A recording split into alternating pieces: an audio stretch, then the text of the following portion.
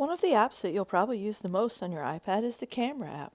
Let's go ahead and tap on the camera app to explore.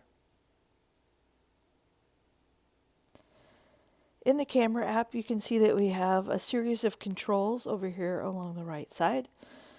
We're going to skip over these top three for today and just stick with the basics. So this is live photos, HDR photos, and setting a timer.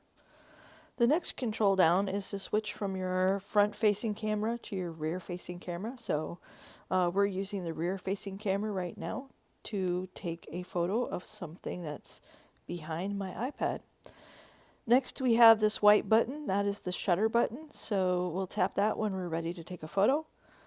Then we have a small thumbnail of the last photo that we took. We can tap on that thumbnail and edit right after we take it if we want, or just preview it and see if it's clear and a good photo. And then at the bottom here, we have the toggles to switch back and forth between video and photo and square photos and panoramic photos. So let's go ahead here and take a photo of our shape scavenger hunt. Been gathering up some shapes so that I can take a photo and share that with my students.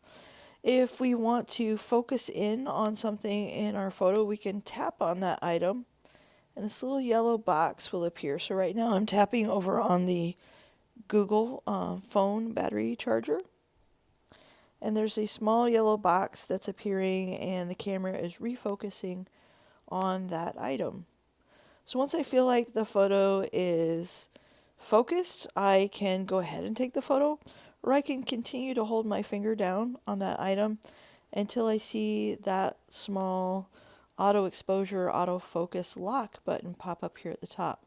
So if I were holding my iPad and moving around a little bit, then my iPad would stay focused, the same as I just focused it on that little Google phone charger, even though I'm moving around. So that's a pretty nice feature to go ahead and set your focus and continue to hold your finger so that it locks in on that focus even if you're moving around a little bit.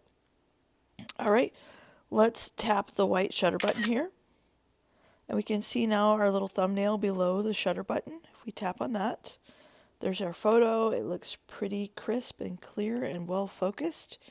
If we wanted to edit this or apply any filters or do some cropping, we could tap on edit up there at the top.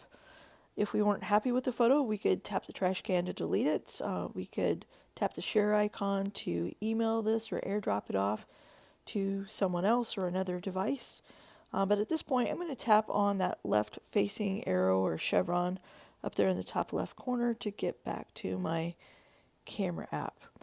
And we can come back later to our Photos app and do some more things with that photo.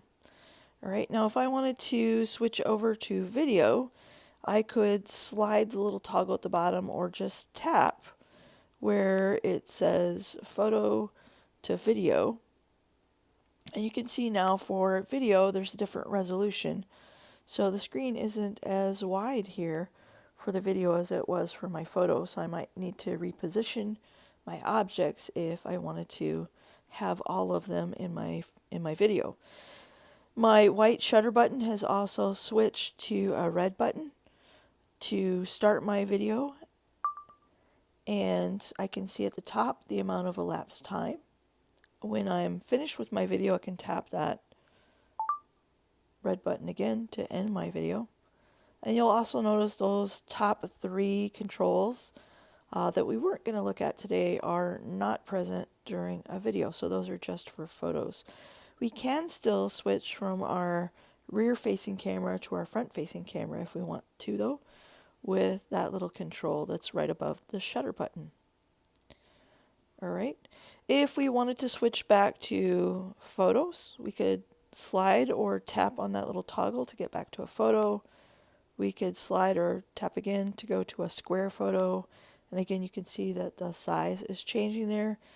And then for a panoramic photo, we would need to have our iPads in portrait mode and follow along that little yellow line there with the white arrow if we wanted a horizontal panoramic photo. If we wanted a vertical panoramic photo, we could stay in this landscape photo, but we'd probably have a lot of empty wall and ceiling in that photo in this case. All right, so that's the basics of the camera app.